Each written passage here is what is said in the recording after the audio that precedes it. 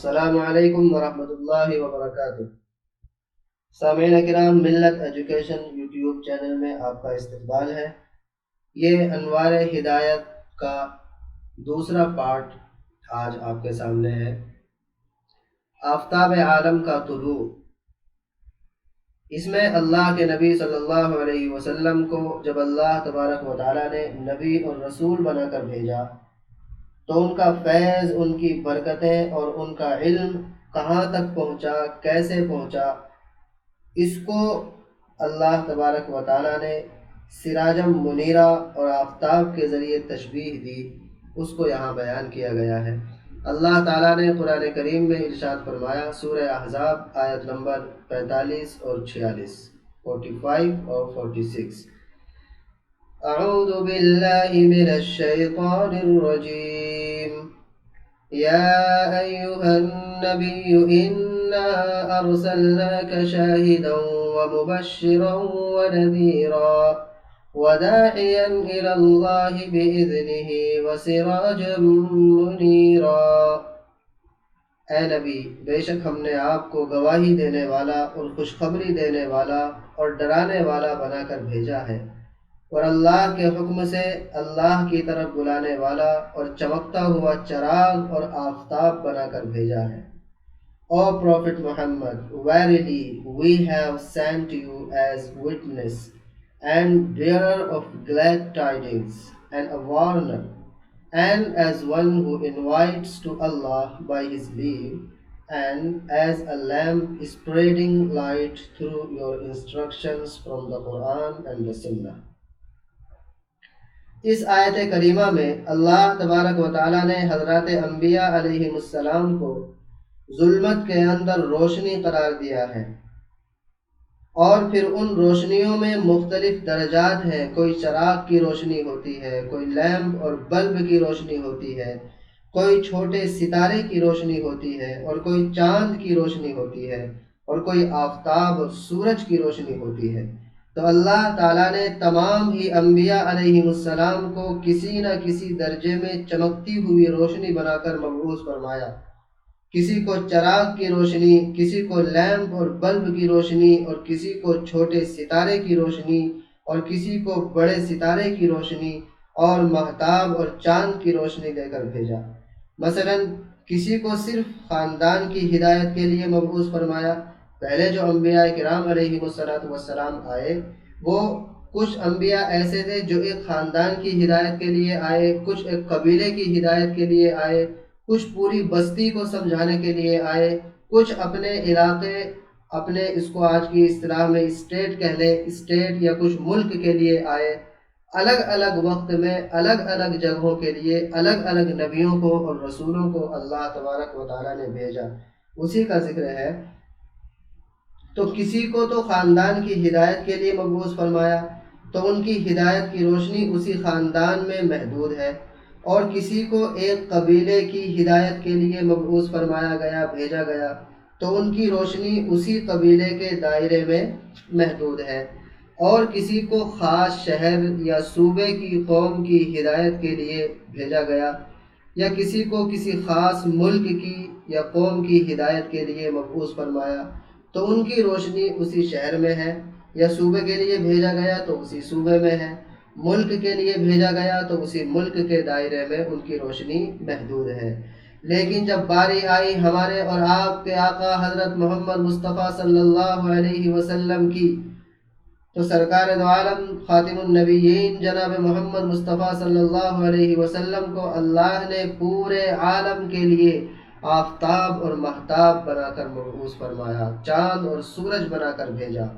اسی کو اللہ تبارک و تعالیٰ نے سورہ احزاب آیت نمبر 46 میں ارشاد فرمایا، وَدَاعِيًا إِلَى اللَّهِ بِإِذْنِهِ وَسِرَاجًا مُنِيرًا، کہ ہم نے آپ کو اللہ کی طرف دعوت دینے والا بنا کر بھیجا ہے، اور سراج منیر، چمکتا ہوا چراغ بنا کر بھیجا ہے، آفتاب بنا کر بھیجا ہے۔ قرآن کریم کے اندر جگہ جگہ سراج کے معنی سورج کے بھی آئے ہیں۔ یہاں جو آیت میں فرمایا وَسِرَاجًا مُنِيرًا، تو اس سراج کے لفظی معنی تو چراغ کے ہیں، لیکن قرآن میں یہ لفظ سورج کے لیے بھی استعمال ہوا ہے، جیسے کہ سورہ نور آیت نمبر 16 میں اللہ تبارک و تعالیٰ کا ارشاد ہے وَجَعَلَ الْقَمَرَ فِيهِنَّ نُورًا وَجَعَلَ الشَّمْسَ سِرَاجًا and has made the moon a light therein and made the sun a lamp. کہ اللہ تبارک و تعالیٰ نے اس آیت میں چاند کی روشنی کو نور سے تعبیر کیا اور سورج کی روشنی کو سراج سے تعبیر فرمایا، اس لیے کہ سورج کی روشنی کے مقابلے میں چاند کی روشنی دھیمی پڑ جاتی ہے، تو یہاں سورج کو سراج کہا گیا اور پیچھے اللہ کے نبی کو کہا جا رہا ہے وَسِرَاجًا مُنِيرًا، یعنی ہم نے آپ کو سراج منیر بنا کر بھیجا ہے، اور سراج کا مطلب ہے سورج، یعنی اللہ نے اپنے محبوب کو سورج اور آفتاب کی روشنی دے کر بھیجا جو پورے عالم کے لیے تھی، پوری کائنات کے لیے تھی۔ خود قرآن میں اللہ فرماتے ہیں وَمَا أَرْسَلْنَاكَ إِلَّا رَحْمَةً لِّلْعَالَمِينَ، اور اے میرے محبوب ہم نے آپ کو پورے عالم نہیں تمام عالموں کے لیے رحمت بنا کر بھیجا، وہ عالم انسان ہو، عالم جنات ہو، عالم حیوان ہو، عالم نباتات ہو، چرند پرند درند پیڑ پودے، دنیا کے اندر جتنی بھی مخلوق ہے سب کے لیے میرا نبی رحمت بنا کر بھیجا گیا ہے۔ تو اس سورہ احزاب کی آیت نمبر 46 میں اللہ تبارک و تعالیٰ نے حضور صلی اللہ علیہ وسلم کو سراج منیر فرمایا ہے کہ نبوت اور ہدایت کا ایسا چمکتا ہوا آفتاب ہے جس کی روشنی سے پچھلی تمام روشنیاں دھیمی پڑ گئی ہیں اور اس کے بعد مزید کسی روشنی کی ضرورت نہیں ہے۔ اللہ تبارک و تعالیٰ نے آپ سے پہلے جتنے انبیاء علیہم السلام کو رشد و ہدایت اور رہنمائی کی روشنی دے کر دنیا میں بھیجا تھا، عام صلی اللہ علیہ وسلم کی تشریف آوری کے بعد ان میں سے کسی کی روشنی کی مزید ضرورت باقی نہیں رہی، اس لیے آپ صلی اللہ علیہ وسلم کو اللہ تعالیٰ نے خاتم النبیین کے لقب سے نوازا۔ خاتم النبیین یعنی نبیوں کے سلسلے کو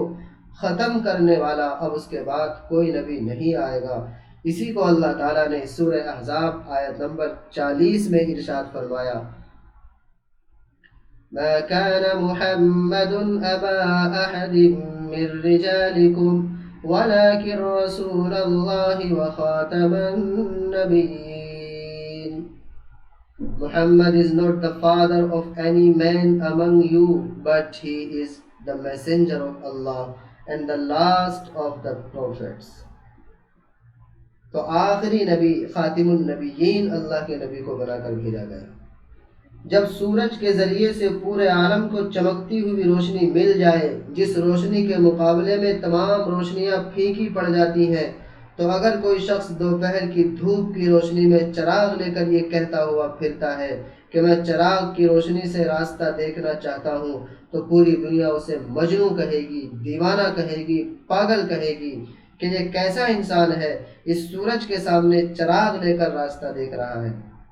اسی طریقے سے آقا نامدار تاجدار مدینہ خاتم النبیین آفتاب عالم رسول اللہ صلی اللہ علیہ وسلم کی دنیا میں تشریف آوری کے بعد، دنیا میں آپ کے آ جانے کے بعد قیامت تک آپ صلی اللہ علیہ وسلم کے آفتاب کی روشنی چمکتی رہے گی۔ اسی حالت میں جو لوگ نبوت کا جھوٹا دعویٰ کرتے ہیں وہ سب پاگل اور گدھے ہیں اور وہ مریض ہیں، مجنوں ہیں، دیوانے ہیں۔ اس لیے حضور اکرم صلی اللہ علیہ وسلم نے ارشاد فرمایا کہ میرے بعد میری امت میں دجال کی صفتوں کے ساتھ تقریباً 30 جھوٹے پیدا ہوں گے، یہ سب کے سب نبوت کا دعویٰ کریں گے، حالانکہ اللہ تبارک و تعالیٰ نے مجھے آخری رسول اور خاتم النبیین بنا کر مبعوث فرمایا ہے، میرے بعد کوئی نبی نہیں آ سکتا۔ آئیے وہ حدیث دیکھتے ہیں۔ سَيَكُونُ فِي أُمَّتِي 30 كذابون كلهم يزعم أنه نبي وأنا خاتم النبيين لا نبي بعدي۔ ان قریب میری امت میں 30 جھوٹے ایسے پیدا ہوں گے جو اپنے آپ کو نبی بتلائیں گے، حالانکہ میں خاتم النبیین ہوں، میرے بعد کوئی نبی نہیں آئے گا۔ There shall be 30 impostors in my ummah, each of them claiming that he is a prophet, and I am the last of the prophets. There is no prophet after me.